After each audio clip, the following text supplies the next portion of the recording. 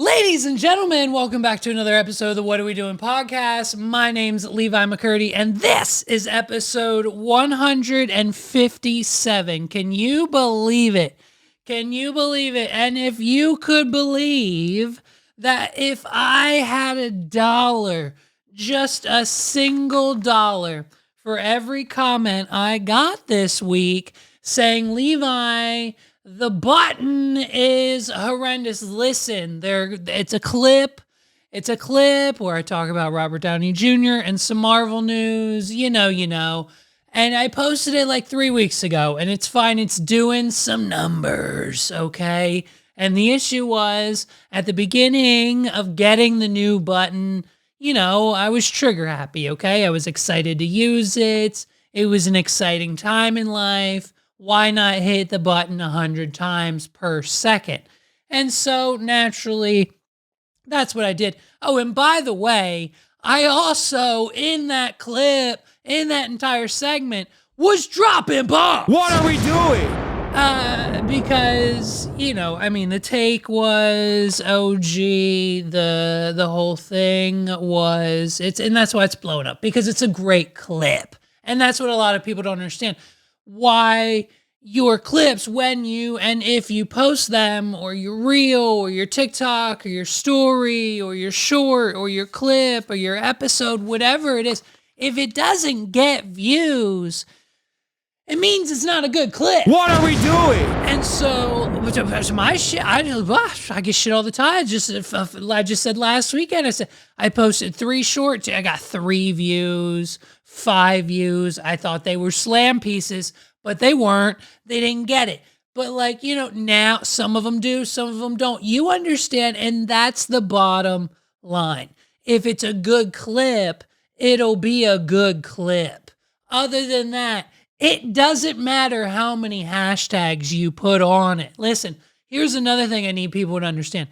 Hashtags, the CEO, the person in charge over at Instagram, not Mark Zuckerberg, the person in charge at Instagram told Marquez Brownlee, MKBHD, who you love and trust, so you gotta take my word for it, told him hashtags don't really do anything anymore. It's a flooded market. It doesn't make sense. You're putting 18 hashtags. You're putting 25 hashtags that ChatGPT gives you on your Instagram post, and it's getting 3 likes. What are we doing? That's odd. That's odd, isn't it? You've put so many hashtags on the photo, on the video, the clip, whatever, and it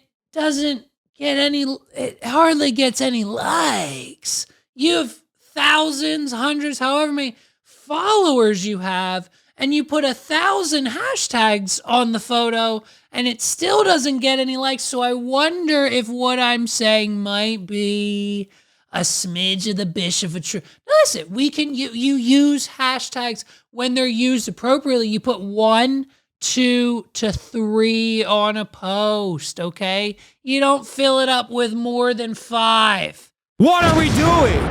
And that's just that. And even at that, it's most of the time, it's better to not really have any hashtags at all. And the power of tagging and collabing and just having decent content is what the algorithm prefers. So there's your creator tip of the day.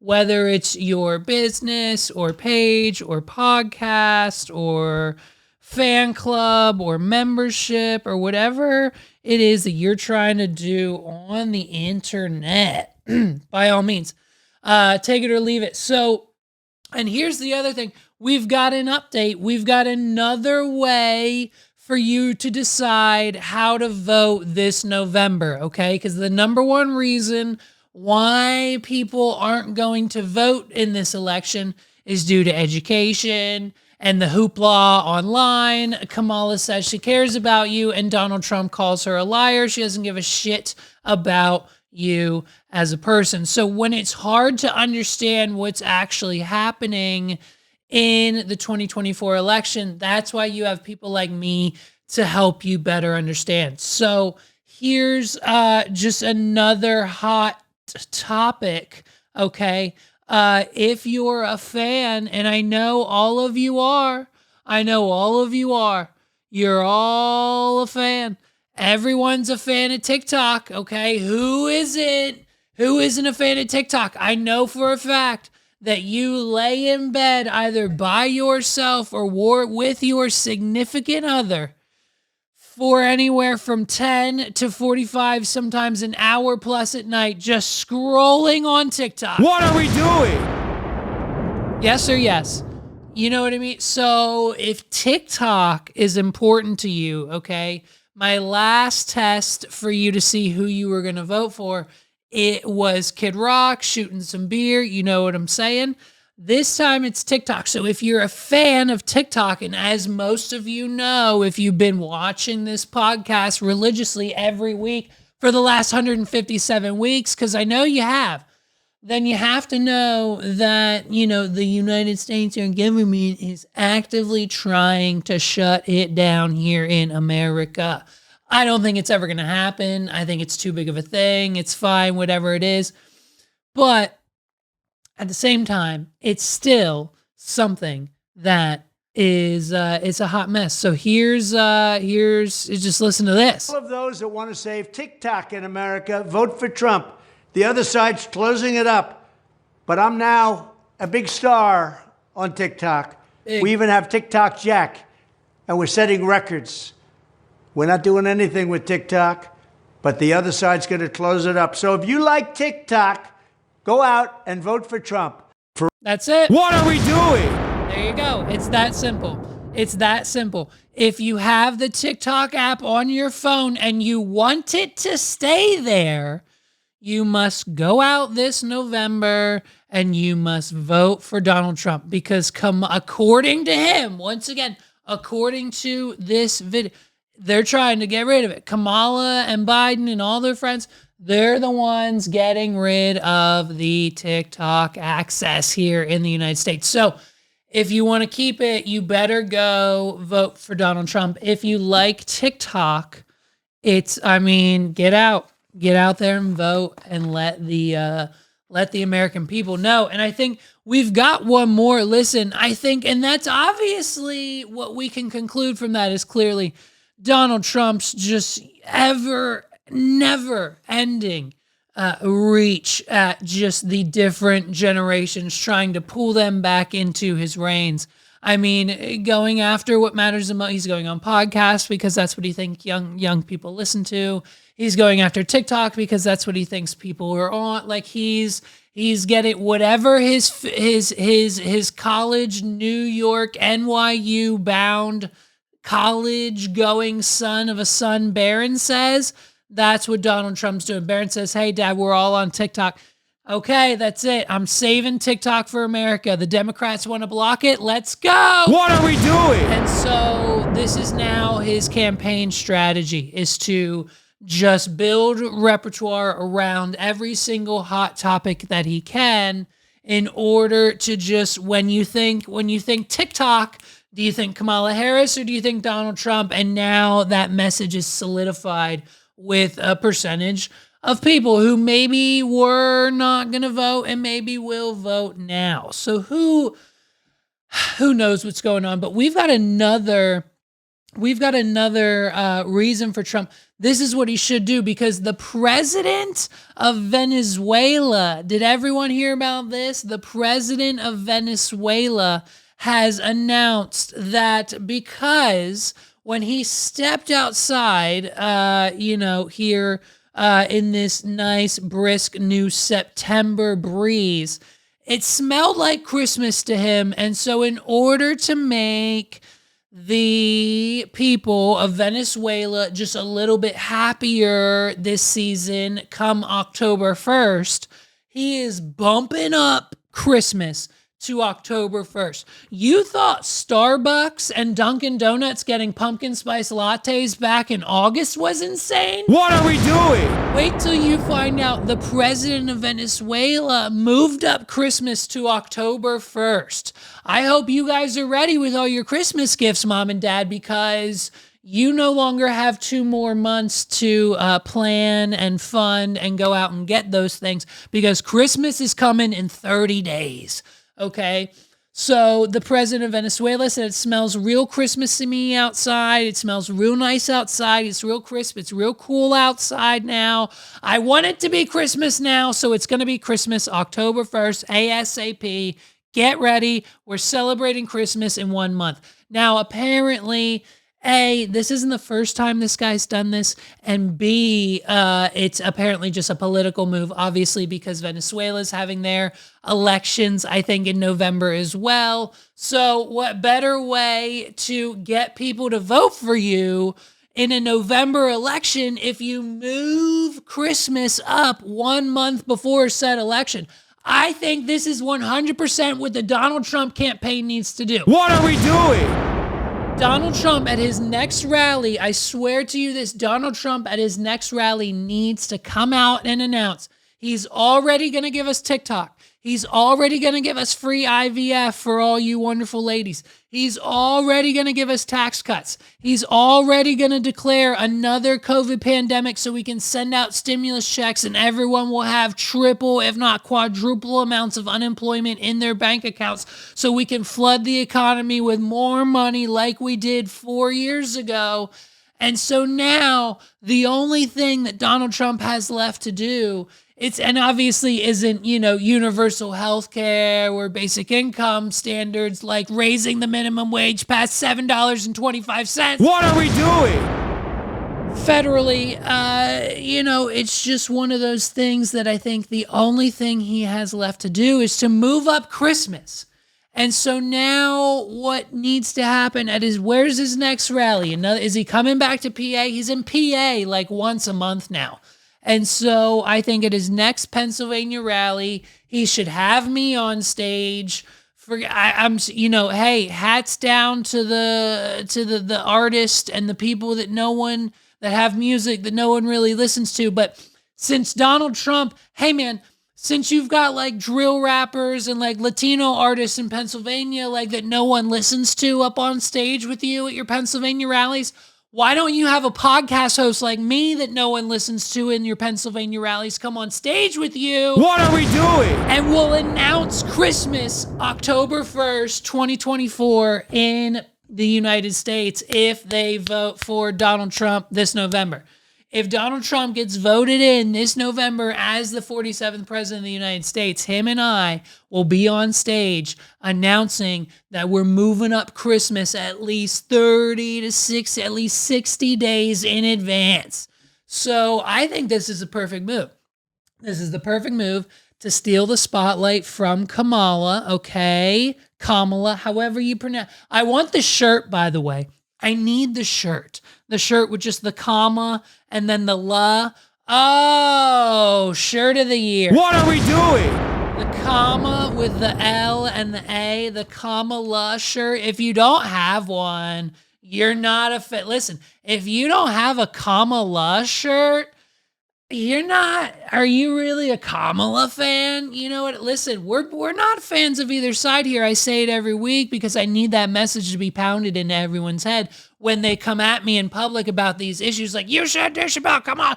And I'm just like, hey man, they're all idiots. What are we doing? And so if you are on her side and you don't have a Kamala shirt, boy, baby girl, you better get either on TikTok Shop or Amazon or someone's Etsy page because the Kamala shirt, I don't think it's hit your town yet, and you could hear it first and then get it and then be the hit of the town. I'm just saying, make it happen. I should have had one. What are we doing?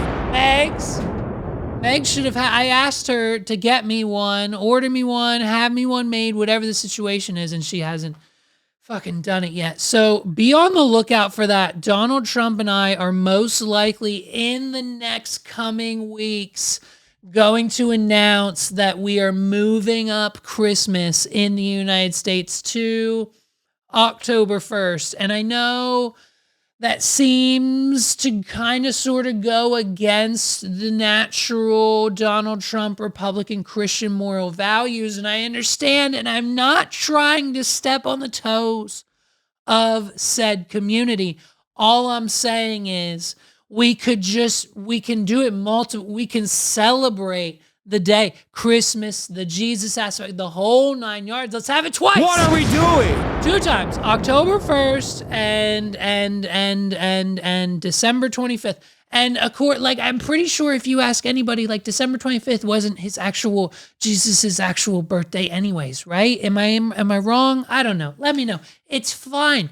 All we're doing is trying to get more votes for the guy that you want in office anyway. So let's temporarily take the holiday out of December. It'll still, as soon as we get to Thanksgiving, we'll announce it a December holiday again. That's how it works. It's a scam. What are we doing? The whole thing is, so it's fine. We're going to move it back. Just let us have it temporarily in October to secure the votes. Once we get them back in the White House by Thanksgiving, we'll wrap this bitch up. We'll move it back to December 25th. We'll have a second Christmas and we'll be the best president ever. What are we doing? And that's how I think Donald Trump wins. That's how Donald Trump wins this election. He gets the power of TikTok behind him, as well as the power of moving Christmas, not in a Grinchy way. Okay, he's got a big heart. Donald Trump does. You gotta give him that. Love or hate the man. He's got a big, real big heart. Right? Wrong. No, I don't know. It's fine, but we're moving it temporarily. Listen. What up, Daddy Gang? We're talking about it. The news, okay? Daddy Gang is here. Alex Coop's got the deal, babes, okay? She hopped off the train, okay? She hopped off that $800,000 deal that Dave Portnoy spewed out over at Barstool, went straight to Spotify for $70 million. What are we doing? And now that she's got the Unwell Network, which we'll get to in a minute, it's all a scam. We'll get there. But now that she's got her and her friends in the network, and Call Her Daddy is the biggest it's ever been. She's the #1 female podcaster on the planet. And now she's got the new. She said, hey, Spotify, we need them 9 dig. What are we doing? We need the Rogan numbers. Daddy Gang deserves the bag. And Spotify said, we can't provide that for you. And so she went over to her friends at SiriusXM Radio. SiriusXM dropped a $125 million contract on Alex Cooper and the Call Her Daddy podcast, as well as the rest of the Unwell Network, aka Alex Cooper's Friends podcast that she just created, so that they would get a percentage of this deal. What are we doing? And so, first things first, we just need to talk about how idiotic that whoever's decision-making over at SiriusXM is, whoever thought that this was a good idea, hey, let's meet in the exec's office come next Monday, because we seriously need to talk about your future at this company if you solely believe that anyone who listens to Alex Cooper directly on Spotify, because that is where she's been, and moving from the standard platforms to Spotify indefinitely for the last however many, 2 or 3 or 4 years that she's been exclusive on Spotify, just like Rogan was. They're there now. Whether they're paying for it or not, it's free. Can you give them Call Her Daddy for free on SiriusXM? Is it going to stay free? What are we doing? Or are we looking at a paid subscription, something upwards of $5 a month that's absolutely required here? Because if you think for a second that any more than 8 to 9% of her audience is actually going to get a Sirius FM, XM, whatever Sirius Plus radio subscription on top of everything else they need now, Netflix, Apple Music, Spotify, Paramount Plus, Peacock, Chick-fil-A Plus. All of the subscriptions are adding up. We don't have room for SiriusXM. What are we doing? Especially when the only thing we're there to listen to and for is Alex Cooper. I understand there's other networks, there's other properties there, but anything relatable is not coming from the Call Her Daddy gang. Okay, so that decision, trust me, probably is not gonna do the numbers on the back end that you think it might do. There's probably going to be a flood of new numbers and subscribers, and then those are going to dwindle off and go down, and you're going to be right back where you were before you dropped that outrageous amount of money, $125 million for 3 exclusive years, okay? And so, it's one of those things where, and so the Unwell Network is what it's called. Her and her friends now, if you go to the website, the Unwell Network is essentially the Call Her Daddy podcast, okay, obviously first and foremost, and then there's literally like 2 or 3 other podcasts underneath her. And it's basically her male best friend, her female best friend, and like one other maybe talented sourced person that they have gotten for an exclusive podcast deal with the Unwell, now SiriusXM network. And it's just blatantly obvious that that Alex Cooper has finally, after all these years, convinced her closest friends that they need to start their own podcast because of how lucrative it can be.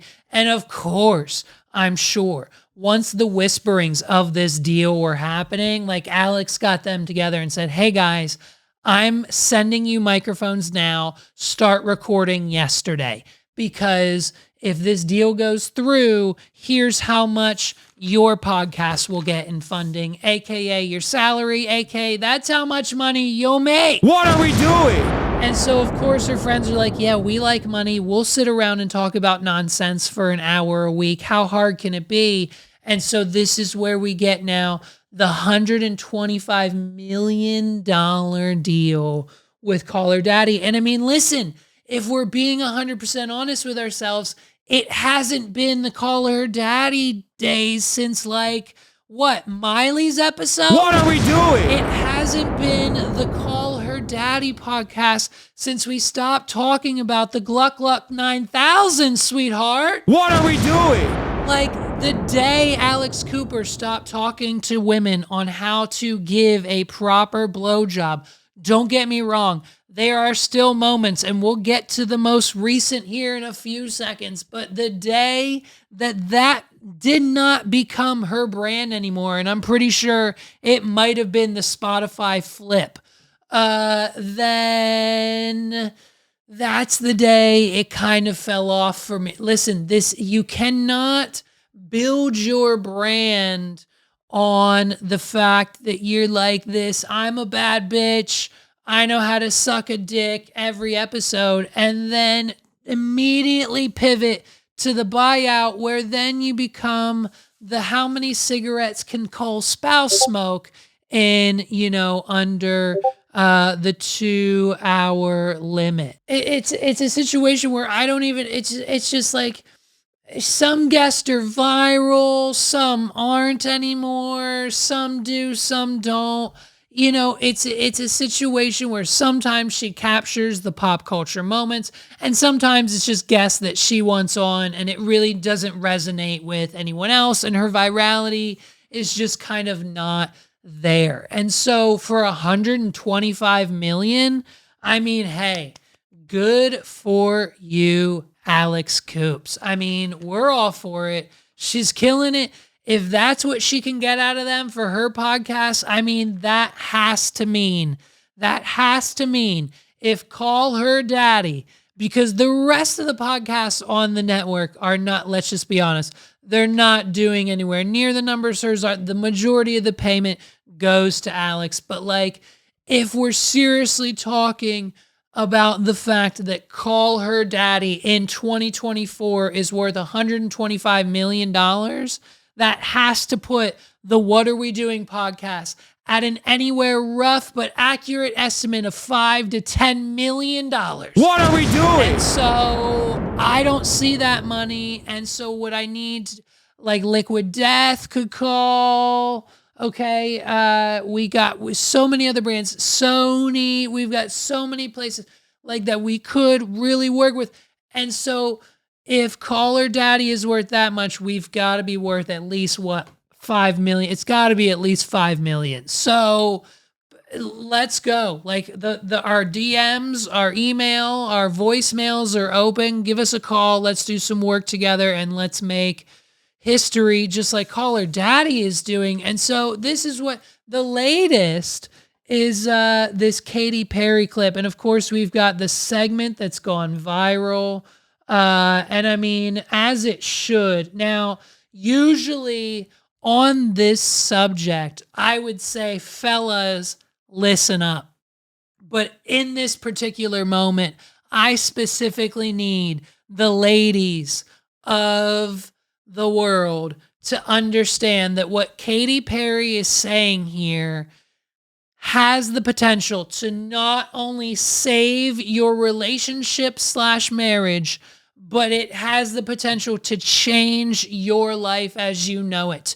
If you are struggling with your partner, whether you're dating or engaged or married for a year, married for 5, 10, whatever it is, and there's something not clicking right, especially when it comes to nighttime sexy time in the bedroom, listen to what she is about to say wholeheartedly, and it will save your marriage. Help around the house, like share the load or help the load be lighter. The load can be so heavy for women, and there's so many invisible things that we do. And it's literally about sharing that load. Like Orlando and I, we do a lot of couples therapy, and we want to evolve. That's like, I think why we're in our relationship is to become better humans so that we can raise this beautiful human being. One of my love languages is acts of service. So it's like, if I come downstairs and the kitchen is clean and you've done it all and you've done all the dishes and you've closed all the pantry doors, you better be ready to get your dick sucked. I mean, like, literally, that is my love language. I don't need a red Ferrari. I can buy a red Ferrari. Just do the fucking dishes. I'm obsessed. I will suck your dick.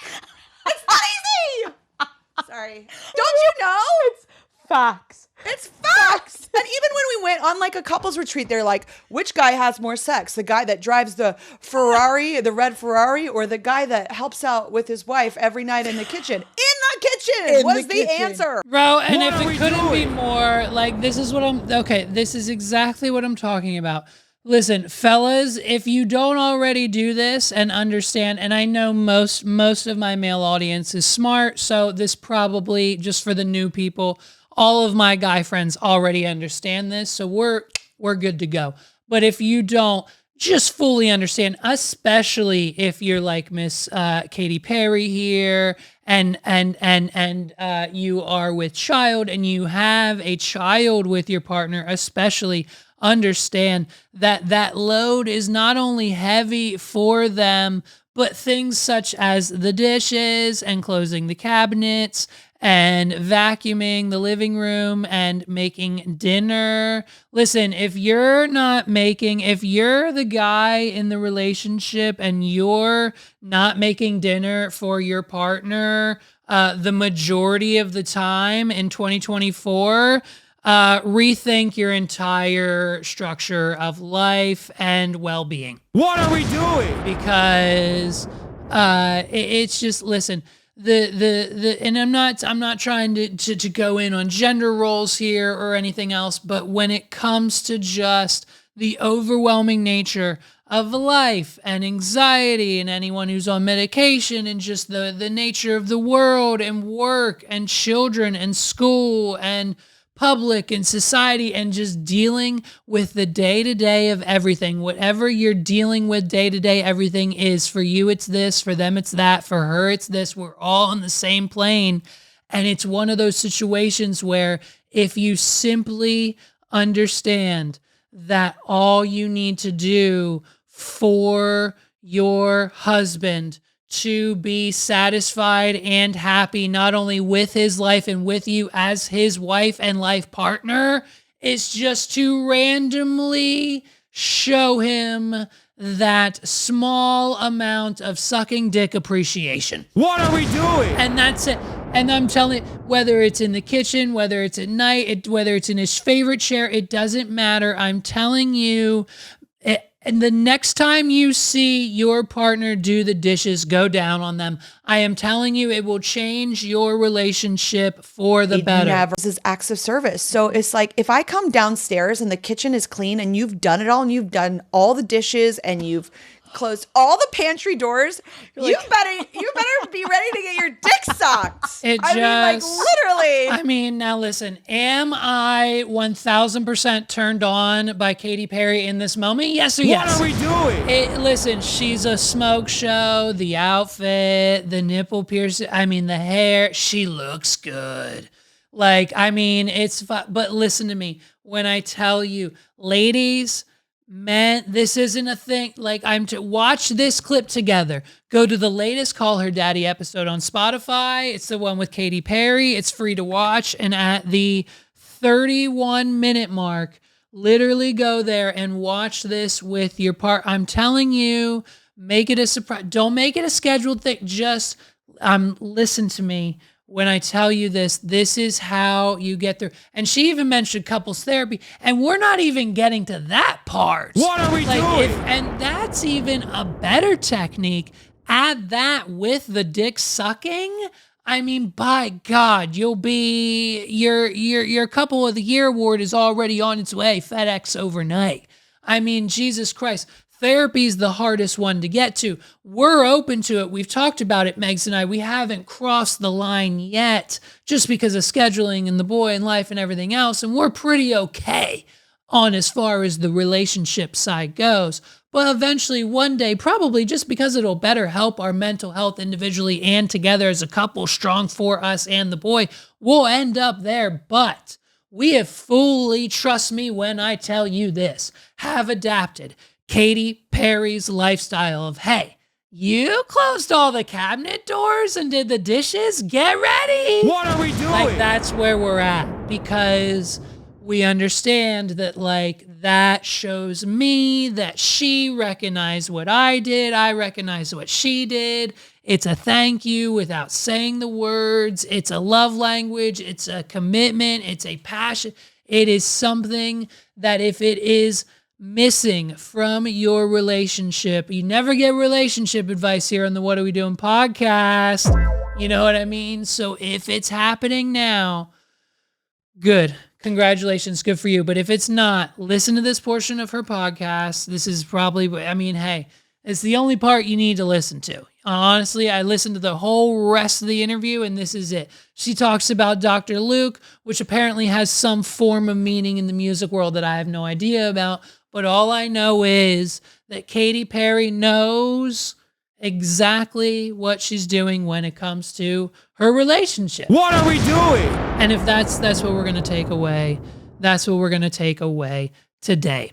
And if it wasn't bad enough that our nightmares were fueled by the events going on, in other countries, in this country, down the street, in your own backyard, at schools, say in Ohio or Utah, or shopping malls. It seems to be every week, we've just got a horror of things going on in the world.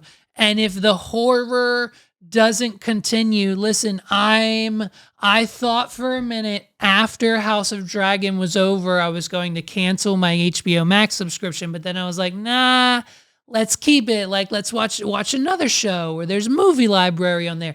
Keep the HBO Max, and whenever the next Game of Thrones show rolls around, we don't have to resubscribe. You just have it, It's there. Open it up, watch the show. It's just one more. You can afford an extra $9.99 a month on top of your Chick-fil-A Plus. What are we doing? And so it's just, I decided to keep it. But now that I know what's coming next on HBO Max, or just Max now, I'm not calling it Max because when I do that, no one actually freaking knows what I'm talking about. So you have to say HBO Max, okay? That's what it's called. That's what we're calling it. It's why we still call Twitter and not X, okay? Stick with me. So HBO Max, they've got a new show coming, and this is just another reason why we need to let some properties go, okay? Sometimes we don't need a Beetlejuice sequel. What are we doing? Sometimes we don't need a Twilight animated series on Netflix. What are we doing? Sometimes we don't need a Hunger Games prequel series. What are we doing? Sometimes we don't need a Fantastic Beasts and Where to Find Them, that whole floppity flop of a Harry Potter prequel series that flopped the whole damn thing. We don't need it. What are we doing? And so on and so forth. And sometimes we don't need to bring back the childhoods of the 90s babies, the childhoods of the millennials, the early to late 90s, maybe early 2000s, but definitely in that sweet spot in the middle, early to middle, late 90s. Of the millennial generation that we got ourselves through. Okay, we got ourselves through this. Basically, this. I don't even know what you wanna what you wanna call it, but we got through. We got through the Barney generation. Okay, and so when some of us had the dolls. I did. Listen, I did. At 4 or 5 years old, I had the Barney doll. I had the Baby Bop. I had the BJ doll. Okay, it was the whole thing. We all did. We were Barney kids.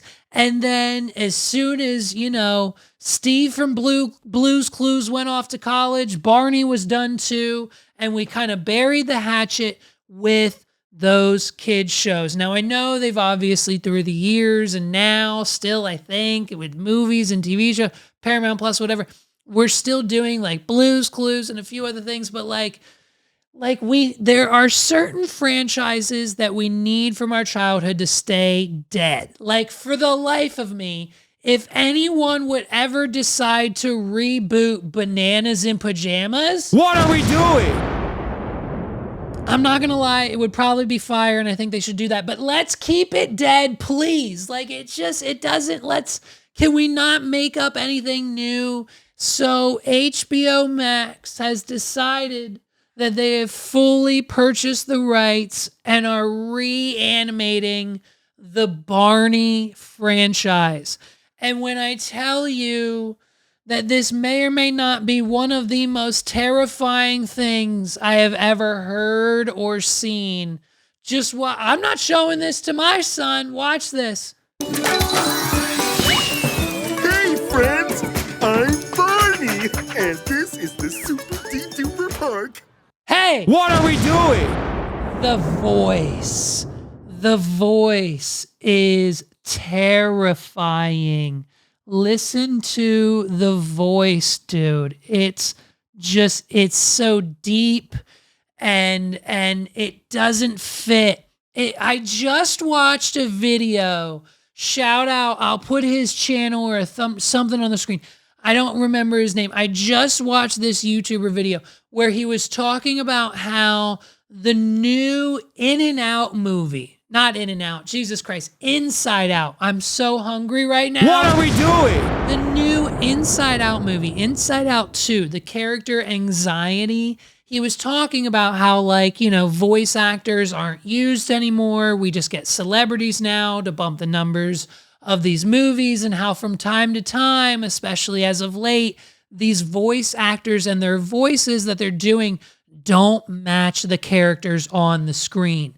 And so, and like, it was very apparent when he pointed that out in the new Inside Out movie. And this is another prime example. Just listen to the voice of Barney. I mean, it's scary. I might have nightmares, dude. I'm Barney, and this is the Super Duper Park. Ooh, I feel a dance coming on. I love dancing. Bet you I can make the park dance with me too.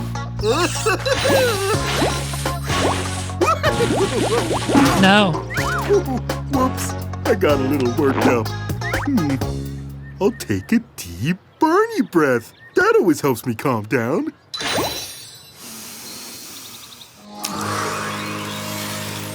Much better. This is our play castle. I'll tell you what. What are we doing? After that deep Barney breath, I feel a little bit better, and I'm kind of on board. I may or may not listen. The deep Barney breath got me because we have to do that with my son. The autism, sometimes it gets in the way of the cognitive thinking, and we have some breakdowns. So we got to take deep breaths. The deep Barney breath I like, but it's still terrifying. I don't like it. It should not be here. There's a baby bump, dude. I'm telling you. And I'm pretty sure this came from they reboot. They did it like it was a test on YouTube. It got 5 million views. And now we've ordered a whole season. Thanks, HBO. What are we doing? I mean, look at all the other ones. You could see the whole, here's Baby Bop, dude. Look at this. Hi, friend. Can you find me? You found me. I'm Baby Bop. I love hide and seek, roller skating, and playing in costume. Oh, my goblin costume. Thanks, Barney. Barney? Huh. Goblin Baby Bop will find Barney. I like that voice. What are we doing? That is a proper Baby Bop voice. And while watching that, I have now realized and concluded that I'm sitting here critiquing and making fun of and yelling at the Barney and Friends reboot on HBO Max. At 30 years old, I can't do it anymore. Listen, let's pray to God the boy doesn't find it. If he finds it, fine, he can watch it. But we're not showing him that monstrosity. Let me know what you think about the new Barney reboot in the comments down below. I pray to God that if anything, this episode of my podcast pops off because of the Barney segment. I swear I was going to cut it. I might still, but if this is in the episode, just know... run up the numbers. What are we doing?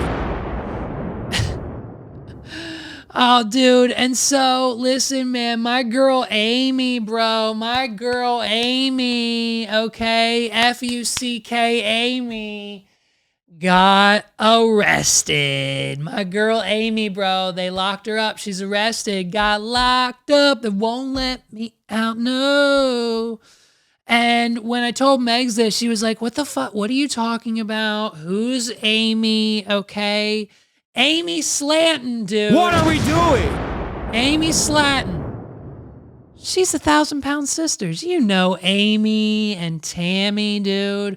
Reality star Amy Slatton is facing drug and child endangerment charges after being arrested at a Tennessee zoo. What are we doing? And so essentially what happened was Amy and her boyfriend, I believe, with her child in the back seat, hopped in the minivan because Lord knows they can't afford anything else even after that. Listen, they spent all the TLC money on the surgeries. So they still have the same lifestyle. They're going... You know what I mean? The minivan, it's fine. We love a minivan. I love a minivan. What are we doing? I'm trying to convince Megs to let me get one. She won't let me get one. She hates it. And so she got arrested. They took the minivan to the zoo. And of course, before we go into the zoo, we gotta toke up, okay? Chow needs a little bump to get his head straight. And we gotta make sure we're good to go mentally and within the realms of the reality that we actually want to live while we're here with our child at the zoo, because Lord knows what could actually happen. And so they toke up, and listen, when you're at that level, when you are at that level of a celebrity, okay, you can't just smoke some weed or hit the vape pen before you go into the park. What are we doing? It's usually something a little bit harder, a little bit more illegal than that, okay? And so what happened, Amy, they're messing around, they're high off their ass in the zoo. Amy gets herself bit in the arm by a goddamn camel, dude. Amy gets bit by a camel, and now the 1,000-pound sisters off to jail for drug use and child endangerment. On Monday, September 2nd, Crockett County Sheriff Department, of course, responded to calls of a guest reportedly being bitten by a camel at a Tennessee safari park in Alamo. Officials confirmed via a Facebook post. This is something too, by the way, too. I don't know if a lot of people notice this, but the police just use Facebook now to make all of their announcements, all of their reports, all of their videos, all of their live streams, all of their press releases. You can find all of the information you need to know about what's going on at the precinct on Facebook. And I don't understand how that's become the norm, but it is. What are we doing? Upon arrivals, deputies were immediately overtaken by suspicious odors coming from Amy's vehicle. She's, of course, the star of 1,000-Pound Sisters, yada, yada, yada. The authorities have not identified who was bitten or given any further information about the injuries sustained from the alleged camel bite. It wasn't Amy who got bit by the camel. The charges and allegations referenced in this release are merely accusations of criminal conduct and not evidence, the sheriff department said. Okay, well, let's be honest. Look at her face. What are we doing? I mean, just look.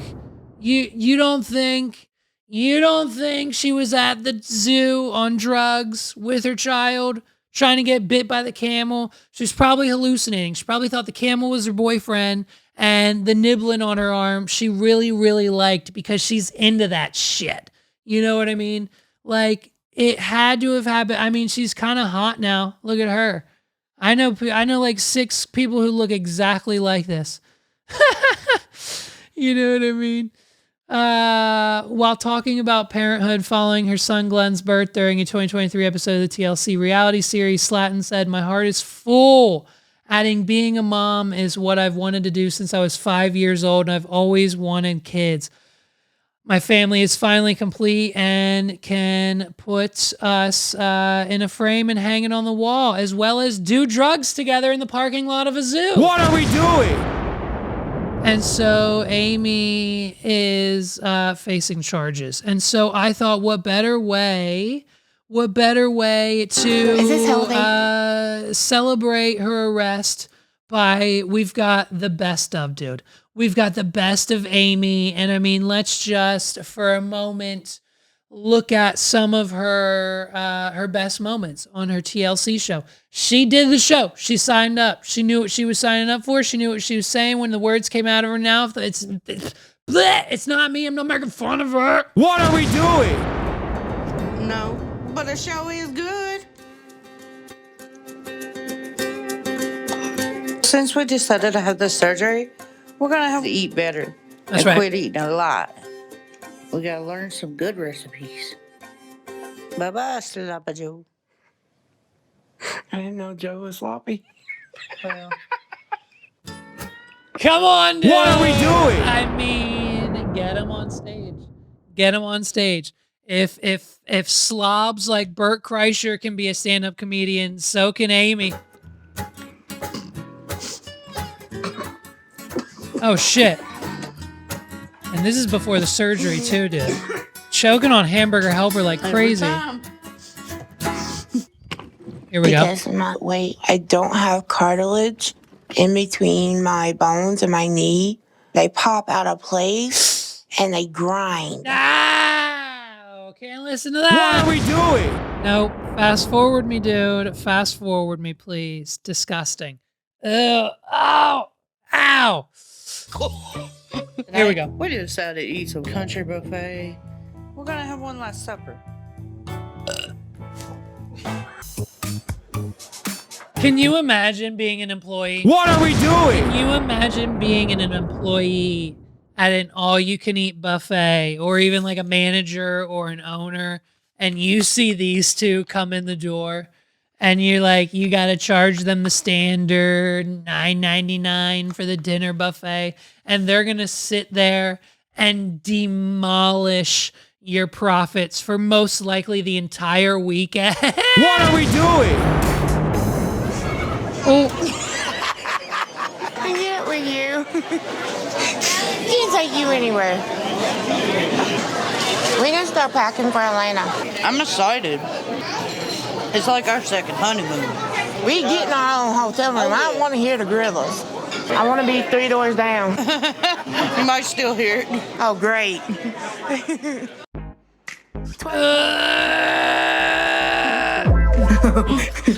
I only do that when I play my little dinosaur.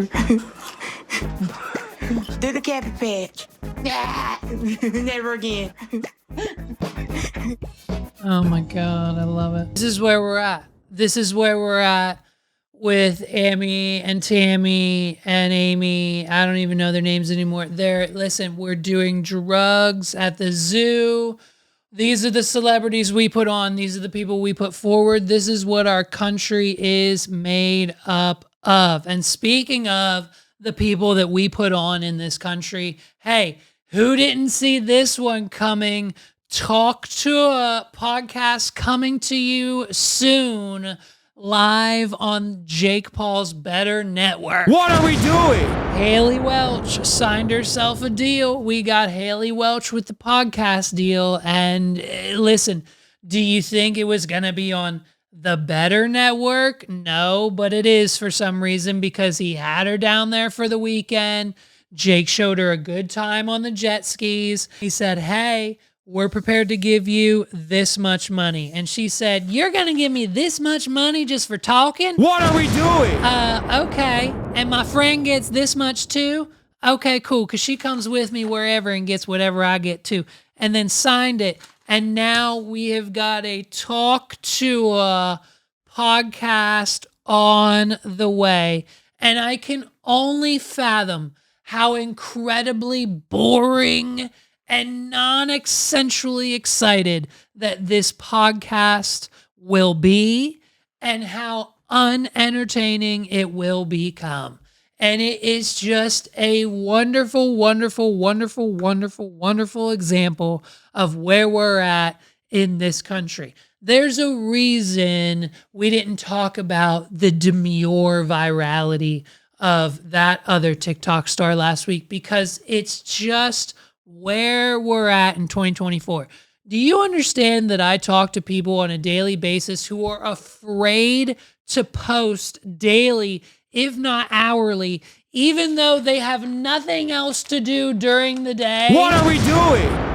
On TikTok and Instagram Reels and YouTube Shorts, because they're afraid of what people will think or what people will say, or they think it's stupid or not worth it. When in reality, all you need to do is have one teeny tiny little video of you saying, hawk to a spit on that thing. Or when I wake up, I'm very demure. I'm very thoughtful.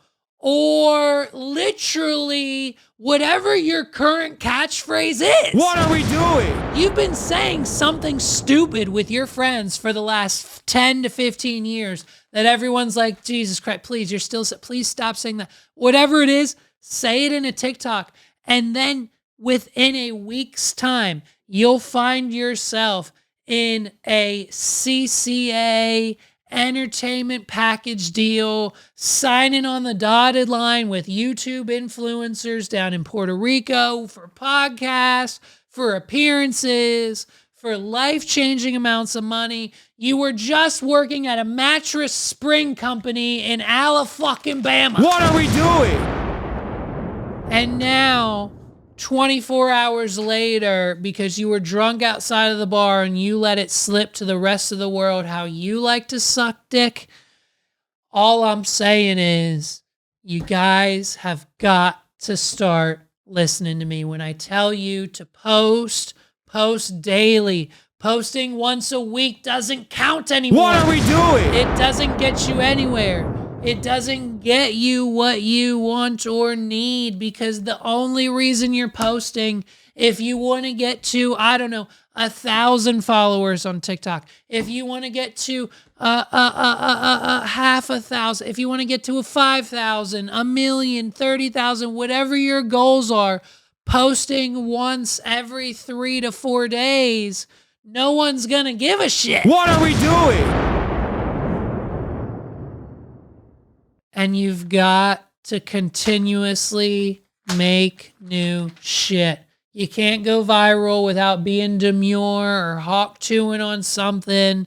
It's gotta be, you've got the Hawk to a podcast now she's been riding this wave. She's been riding this wave. She went from going to Petco, buying $300 worth of dog food, to now signing what we can only imagine. We don't know exactly how much it is, but I can only imagine it's anywhere from 6 to potentially maybe a 7-figure deal from Jake Paul. What are we doing? With production baked in, I would guarantee you he threw out a number in the millions.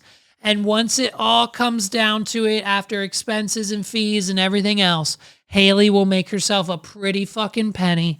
And it's going to be a very, very short-lived show. If they make it to the 100th episode of the Talk to a podcast, I mean, let's go, babes. I'll be surprised, and I'll be waiting, and I'll be betting. And you know where I'll be making those bets? Better.com. What are we doing? And it's so easy to just like scam the society of America these days. Whether you're genuine, whether you're lying, whether you're a con artist like this Anna Delvey, who continues, now that we know that the scam is up, now that we know her true colors and who she really is, we're still falling for the bullshit. What are we doing? And for those of you who don't know who Anna Delvey is, in a nutshell, she's this con artist, this fake heiress. I think she's from Germany. She's from another country. I'm pretty sure it's Germany.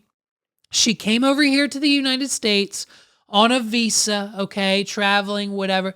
And she has convinced the right amount of people with the right amount of power, who know the right amount of other people with certain amounts of power and money, that she's this princess. She's an heiress. She comes from money herself. She's got all these shoes, these bags, this fashion. She wants a deal. She's a scammer. She's a swindler. She's a con artist who scammed a shit ton of people in this country out of a shit ton of money.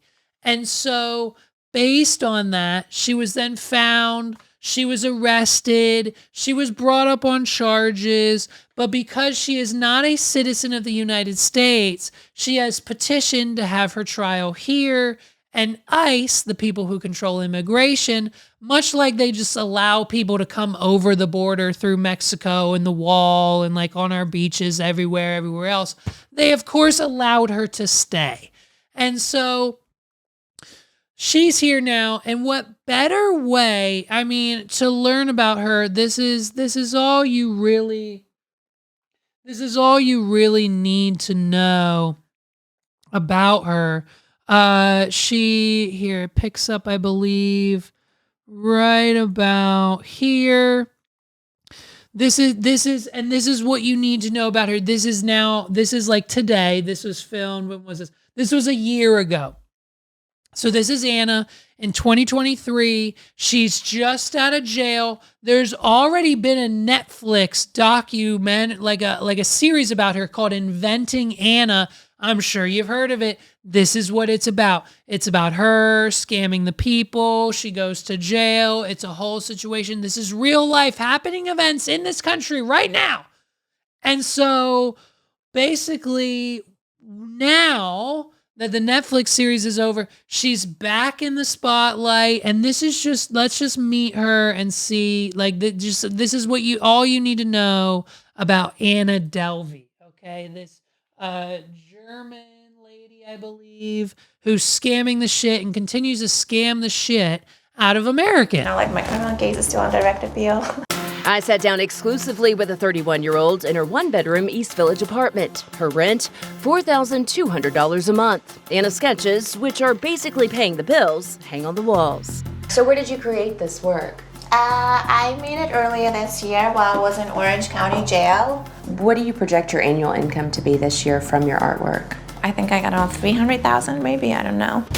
Over $300,000 she is making from these heinous, unrealistic, terribly done sketches that she did while sitting in Orange County, while she sat in prison. She got a sketchbook and just made these sketches.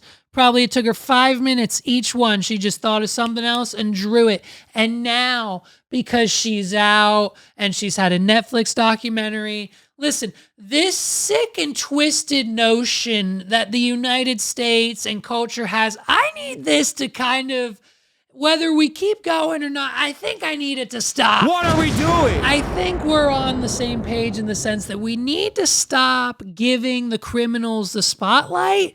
The Gypsy Roses, the Anna Delveys, like, if you've spent time in jail for a crime, let alone a federal crime, let alone more than a year or two in jail, let alone, like, I don't know, having someone really close to you stab your mother because you said so. What are we doing? Like, if you do things that, like, these people do and you go to jail for it, it's just, why is it every single time that the move is to give them a Netflix, Paramount Plus, Hallmark Channel docuseries with multiple seasons and everything else happening?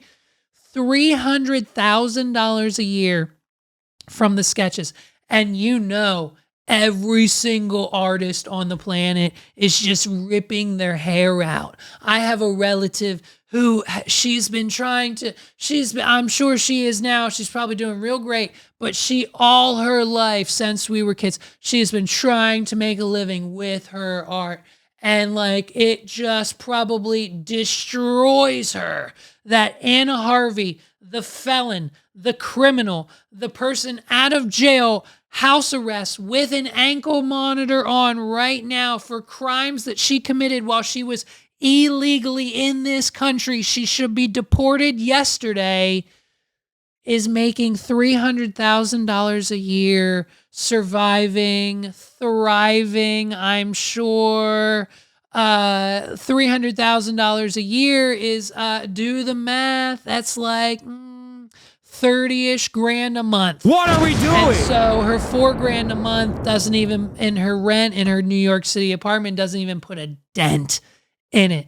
And so she's just living the life. And we keep handing her the microphone and putting cameras in her face for some unknown reason. Okay, so some people may say, is this Anna Delvey scheming again? It sure is, lady. I mean, I don't know. I'm just selling my art. I don't know. How would you describe your art? Well, I'm poking fun at myself in the events I've been through for my sketches. There's always a sense of fashion tied in. Has anyone surprising purchased a piece of your art? Oh my gosh, so many people did. I mean, Chloe Feynman, she purchased the SNL, the Saturday Night Live. Run it on my card. This is a Metro card. I don't know, like all kinds of people. A lot of lawyers purchase my prints. Why do you think that, lawyers are loving your artwork? I don't know. I would love to hear from them why they love it. Is it a daily practice for you to create some sort of piece of art or work on it during the day? I try to, yeah. So I try to sketch or write down some ideas. Mm-hmm. Yeah. I don't necessarily draw every day because it just entails a lot of set up. And yeah, but I do sketch a lot. Okay. So I imagine you find yourself with a lot of time here at your apartment since you were under house arrest. Just some of the basic things. How do you go about getting your groceries? Do you cook? Do you order your food? Tell us a little bit about your day-to-day life.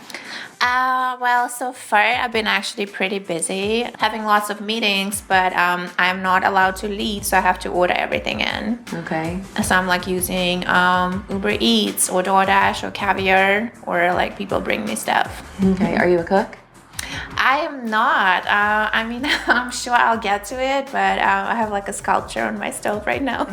Like she's not. What are we doing? She's not even interesting. She's not even anyone that we should be at all interested about. This 15 minutes for her should have ended a year ago. And so now where we have a world of reality TV, okay? Now, as far as Chick-fil-A goes, they don't think the reality TV scene is doing all that great. And I mean, this probably proves it. What are we doing? And so, and don't even get me started on The Bachelorette, okay? Little Buddy, in it for the clout, making her cry, doing what he did. And then the producers making her sit there at the reunion while she's already crying, pouring her heart out yet again on national television, making her rewatch the proposal, crying all over again. What are we doing? Oh, baby girl, shut it down with the reality TV. But you know we're going to be all over that new episodes, the season of Love is Blind, come October on Netflix.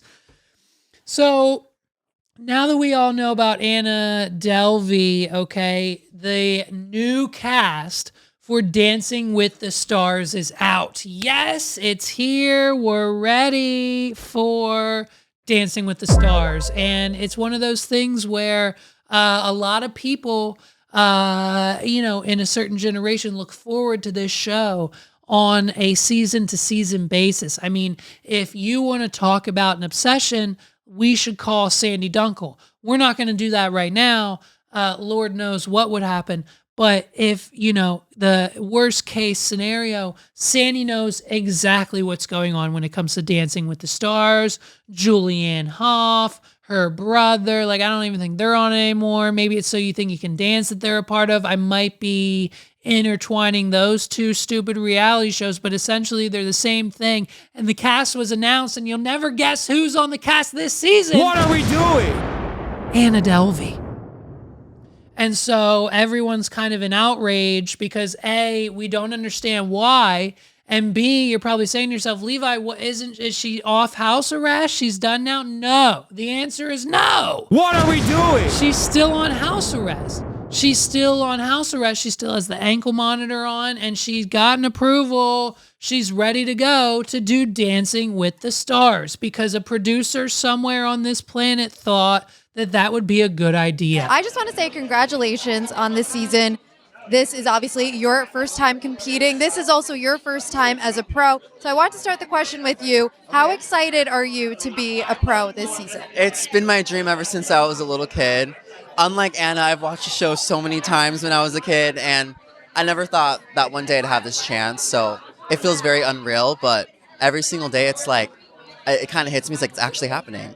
Now, before we move on, what I need you to realize is that this poor man is the victim, okay? What are we doing? And he, unfortunately, will not have a happy ending. It's that situation where, which character is going to die in the horror movie. He, unfortunately, all of his hopes and dreams are riding on that. This man has been dreaming of this moment for his entire life. When you are a professional dancer, there are only a handful of achievements that you can get to in this country.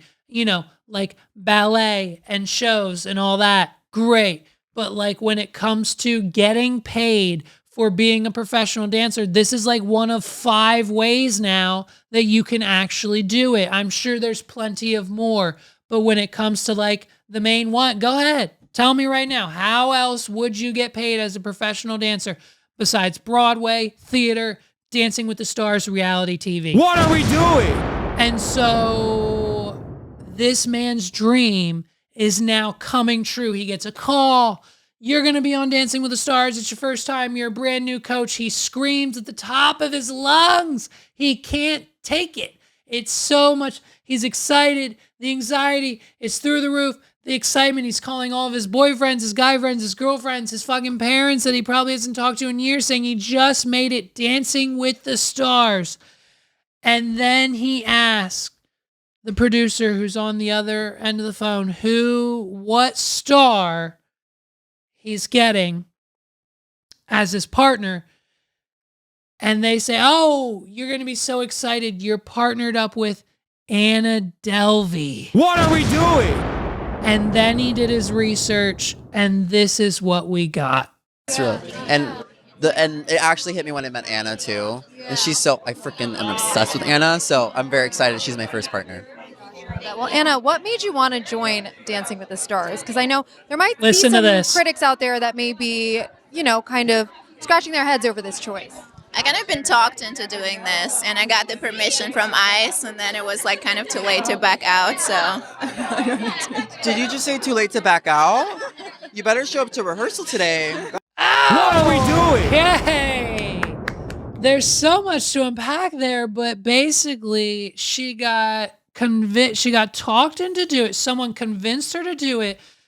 She's in her tiny little 600 square foot apartment. I'm pretty sure she has roommates there, and she can't take it anymore. She's on house arrest. She can't leave. She's calling her lawyers, her family. She's calling anyone she can, saying, I'm Anna Delvey.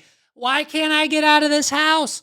And they said, Anna, we've got a list of options here, but most of them are illegal. The only option we have is if you agree to do Dancing with the Stars. What are we doing? If you agree to do Dancing with the Stars, they'll let you within a 5-mile radius of all the New York boroughs. And when we have to go to LA, they'll approve your trip to LA. You can fly on a plane. We'll get you a private jet, Anna. Don't worry. You can go to LA. I'm sure we'll have a minute to do something there, and then it'll get you out of the house. How's it sound? Yes or yes, Dancing with the Stars. Anna, you're in, you're in. Are you in, are you in? And that was it. And then the only thing they had to do was get immigration approved. And there's nothing that the offices at ICE and immigration of the United States of America love more than keeping citizens who don't have citizenship in America, keeping them in America and putting them on reality TV shows. What are we doing? And they said, well, they all turned to each other. They said, listen, we can either keep her here for the trial and send her back, or we could punish her further and put her on Dancing with the Stars. Let's do that and see what happens. And it got approved somehow. What are we doing? And so here we are. Immigration approved it. We've got it done. There are literal celebrities. There are dancers. There are people applying, like this man, her partner, chomping at the bit for this opportunity. And they gave it to the con artist, federal felon, convicted prison person who is currently right now in this interview on the red carpet with an ankle monitor on, Anna Delvey. Gosh. Oh my gosh, an honest queen. Okay. So how would you describe your dance level and your dance skills this season? That's a question. Or not this season, in general. She has dance ability. She said that she was dancing until she was 13, right? Since you were until 13. 12, yeah. Sorry, until 12. 12, because he can't get the lie straight. What are we doing? Because she's a con artist and she tells everyone exactly what they want to hear, and lies just spew out of her mouth. She said 13 when he told the story. He didn't forget that. He wouldn't forget how old she was. And then she just changed it because she, at this point, can't keep up with her own sanity. But then I kind of didn't believe her, so I had her show me her first position, her plie, and then after I saw her brilliant turnout, I was like, oh, she does have dance ability. We only had one practice, so it's really hard to gauge how much they can handle, but she did it really well. She did really good. Is there any song or artists that you're looking forward to see or performing. So right here is where she goes on a 3-answer red flag, 3 strikes you're out streak. The answers she gives to these questions are not only phenomenal, but leads us to another conspiracy that we may have. Song or listen to this. Artist that. No, but she did it really well. She did really good. Is there any song or artist that you're looking forward to see or performing or dancing to this season? No. Oh! What are we doing? I'm going to answer for her too, because I feel like I know her really well, okay? I know that you like Lana. They just met. Right? Oh yeah, Lana Del Rey, but it's so hard to clear stuff sometimes. Okay, but it's giving Contempt Nation to Lana Del Rey. She also really weirdly likes hip-hop.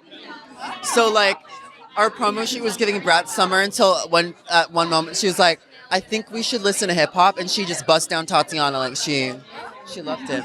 Yeah, Yes, maybe a queen. little hip hop in here. Okay, second question. I Ready? address the elephant in the room. You do have an ankle monitor. Do you think that will affect your performance at all this season? In what way would it affect my performance? What are we doing? Oh, the second ball. I mean, she's got a point. I mean, it's just an ankle monitor. I don't know. Do they affect dancing? No one would know. That's actually a valid question because no one would actually know that because a felon with an ankle monitor has never been on fucking Dancing with the Stars. What are we doing? Second strike. Ready, Anna? Let's go. We're going for a triple hitter. Ready? She's got another one, I think, coming. If you have any like lifts or anything like that you have to do, No, it's actually pretty light. I don't know how. That's what I was gonna ask. I was like, is it heavy? Is it something that would affect your performance or no? Do you want to try? Do you want to touch it? You can touch it. Yeah, we're gonna touch the ankle monitor right now. Like go Oh, like wow. this, like feel it a little bit. It's giving like 1 pound. I'm gonna max, do a like- little. Okay. I didn't know it blinks. It blinks. What happens if it blinks? You don't want to know what happens. No. Finally, Here we go. what do you hope to? And by the way, the looking at the ankle monitor, because no one knows what it looks like. What are we doing? Or knows what it does, or knows why she has it on. It's blinking. What does it mean when it's blinking, dude? If you don't like, the cops are literally going to tackle everyone at the red carpet because now her ankle monitor. They just set it off. She just crossed the line. Congratulate. Way to go, Hollywood Reporter. You just probably got her another 6 months of probation. Final question. Ready? To get out of your experience. Ready? Finally, what do you hope to get out of your experience this season on Dancing with the Stars? I just want to have some fun and maybe get in a little workout. Amazing.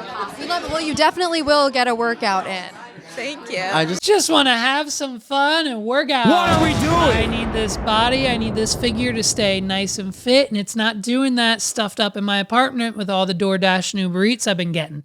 And so this is just her style. I mean, just watching. We've got one more, and so this is just her once again. This is another. Just the same red carpet event. We got a few more questions just to get a full understanding of who exactly she is and how terrible she is at interviewing. And so what it just seems like is happening here, like tinfoil hats on, is like this guy she's with. I would venture to guess, this is your Alex Jones take of the day. He's not an actual dancer. He's actually her PR rep. What are we doing? And they're there, and instead of her talking and answering questions, he's there to answer the questions for her and to like rebuild her image. And this whole Dancing with the Stars thing is just one big bit to make Anna a positive figure in the spotlight of the American people and not this in jail, criminal, felon person, hence the reason why she's out. And I mean, she's got the glasses on. She's definitely wasted. And so this is where we find out her new terms of house arrest that ICE approved for her because of her ventures on Dancing with the Stars. Everything has been lifted and no restrictions, and you're free to compete. You have travel restrictions. Okay. Well, 75 miles and 5 boroughs in New York. okay, so 75-mile travel restrictions, and 75 miles. So you're going to be not going to LA then, right? No, I got permission for that. Oh, you got permission. Yeah. Oh, hell yeah. Now I'm with you. Who do you think is going to be your biggest competitor? Steve. Wait. What? You pointed to her. Because she's like obsessed with Steven. Steve. I'm like, there's other people, Anna. There's. I don't know their names. Okay, Anna. There's Chandler. This is what we have to understand. She knows nothing about the show. What are we doing? She only danced until she was 12 years old. She hasn't danced in 30 years. She knows none of the contenders, none of the celebrities, none of the judges. She knows nothing about the show, how it works, what they need to do, the work entailed to do it. She is there simply because someone has told her she needs to be there. How hilarious. There's Eric Roberts, which you love. Eric Roberts, yeah. Okay, good. Okay. Just say what he says, yeah. What Watch are you this. the most nervous for? About bad outfits. A bad outfit. Okay. All right. Not under my watch. We're making sure A that bad never happens. outfit. If we have to get Balenciaga and rhinestone that ish, we will. It's gonna happen. All right. Who did you draw inspiration from? Here we go, a ready, past listen. contestant with Dancing with the Stars for this competition? I have not really watched the show. Oh, you haven't watched it? Okay. All right. Well, what is your strategy going into this next first dance? None, really. None. What are we doing? Listen, no inspiration from any of the people in past seasons or on the show because she's never watched it. And as far as concerns or strategy, as far as strategy goes into night one, so we don't get instantly eliminated, what kind of plan do you have, Anna? What's your plan for night one? You know, you could tell us that, please. None, really. I don't know. Great. What are we doing? All right. We're gonna just do our very best. We're gonna be our authentic selves. Okay. And we're gonna let America see who Anna really is. She really is such a sweet person, and obviously the media has a different portrayal of who she is. I'm just so excited for her to tell her story. Okay. Clean up, dude. Well, It's all clean up. I love it. It doesn't get better than that. And that's Anna Delvey. That's Anna Delvey and where it's Anna Delvey and where, she is and where she's going. And on the final bit of news, ladies and gentlemen, it's a sad, sad day. A Dunkin' Donuts in a local, very small Pennsylvania town has in fact burned down. Some teenage girl who just got put on a new medication burned it down. What are we doing? She was a little mentally unstable at the time, and she took a lighter to the bathroom's toilet paper roll, and within minutes, the entire building was up in flames. So now the town residents are devastated.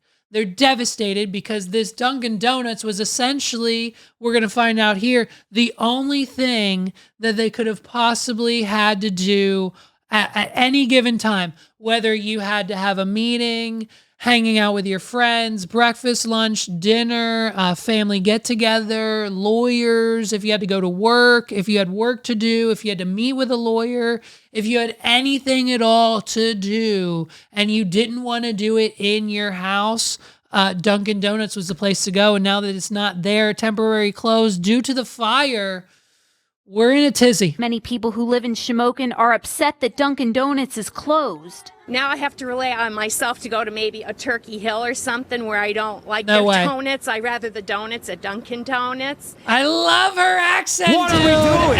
And she's got a freaking point. This lady's got a point. Alba Ware, she's got probably one of the best points in Central PA that you could possibly have.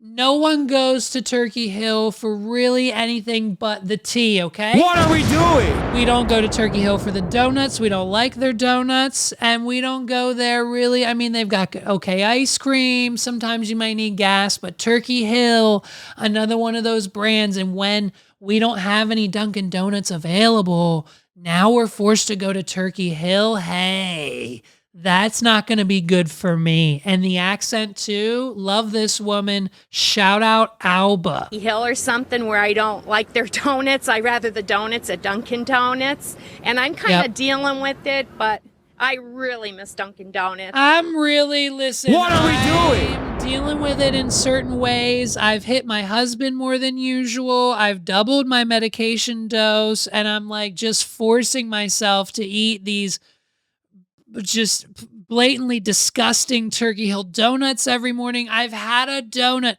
I've had a Dunkin' Donut for breakfast every morning for the last how long's it been, sweetheart? For the last 5 years. And now that it's gone, I have to force down this garbage that they call Turkey Hill donuts. And I'm dealing with it. But you know, my husband, he's been closing the kitchen cabinets and doing the dishes and cleaning the kitchen and vacuuming the floor and taking care of the kids for the last 3 months straight. And I still haven't sucked his dick like Katy Perry told me to. You know what I'm saying? What are we doing? Donuts, and I'm kind of dealing with it, but I really miss Dunkin' Donuts. I go there every day. I get a chicken bacon croissant, or I get some coffee, Powerade if I'm dehydrated. That's I right. sit there all the time. If I have any legal work that I need to do, I go there. I meet with my attorneys there. I'm gonna miss that place. Wait. Go back. Dutch Smith not only goes there, then he's a prime example. He goes there for breakfast. He goes there to do his legal work. I guess he's an attorney. Doesn't look like one. Meets with other attorneys. Maybe he's got some legal issues. What are we doing? That he needs to work out. And what better place to do it with free Wi-Fi and chicken, bacon, croissant, sandwiches than Dunkin' Donuts. It's a staple. Listen, you know me. I'm DJ Daddy Donuts, okay? I'm all about the Dunkin'. I'm there frequently. I'm all about supporting them. And when they're there as a staple in your community and then leave, oh my Lord, these people, I'm surprised they're not deceased from heartbreak. Some coffee, Powerade if I'm dehydrated. I sit there all the time. If I have any legal work that I need to do, I go there. I meet with my attorneys there. If I need to smoke crack, I go to Dunkin'. If I need to swap Bitcoin, I go to Dunkin'. If I need to do anything illegal online, Dunkin's Wi-Fi is great. If I ever need to rob a place, it's a Dunkin' Donuts. They give me money all the time for free when I put the mask on and the gun in their face. Listen, when it comes to the day-to-day, daily grind and hustle, Dunkin' Donuts, you can get anything and everything done there. What are we doing? And this lady, I'm gonna miss that place if it don't open up. Edna. Yeah, a lot of my friends go in there, get the cold coffee. Iced coffee, I guess it's called. People miss their local hangout and hope Dunkin' Donuts reopens soon here in Shamokin. Cheap, classy place to meet up. It's a location where you can meet up with your friends. It's the only thing this town has. Cheap, classy place to meet up with your friends. How many people are hanging out with their friends at a Dunkin' Donuts? I love it. This community. It's the only place, this is the only thing this town has. So now they have to resort to going back to the shitty hole-in-the-wall hotel bar that stays open because the locals are the only ones that go there. And that one girl from your high school who thinks that she can sing really good, who told you once that she was going to move to Nashville because she got a record deal because she was on American Idol. Never happened. Still in the same hometown. Never left and still does the same shitty cover shows at the hole-in-the-wall bar that you and your friends made fun of growing up, but now you go to because you realize the drinks are cheaper and you get drunk quicker and it's better than your life back at the double wide trailer. It's Dunkin' fucking Donuts. What are we doing? We'll hang out and hope Dunkin' Donuts reopens soon here in Shamokin. Cheap, classy place to meet up. It's a location where you can meet up with your friends. It's the only thing this town has. Officials don't know when Dunkin' Donuts in Shamokin will reopen because the damage is so extensive. As for the teen who confessed to setting the fire, officers were able to confirm her identity through surveillance video shown on Newswatch 16. Keep it classy, Central Pennsylvania. That's gonna do it. I mean, when you lose a staple in your community like Dunkin' Donuts, it puts people in a tizzy. Ladies and gentlemen, my name's Levi McCurdy. Thank you so much for rocking with me for another week. I hope you enjoyed this episode. Like the clips, like the videos, follow us on all social networks, wadpod.com/YouTube, /Facebook, /Instagram, /Twitter, /Spotify, /Apple. It's all the links. It's all there. Listen, watch, subscribe, give it a like. I appreciate you. I love you. Till next week. We'll see you next time, everybody. Peace out.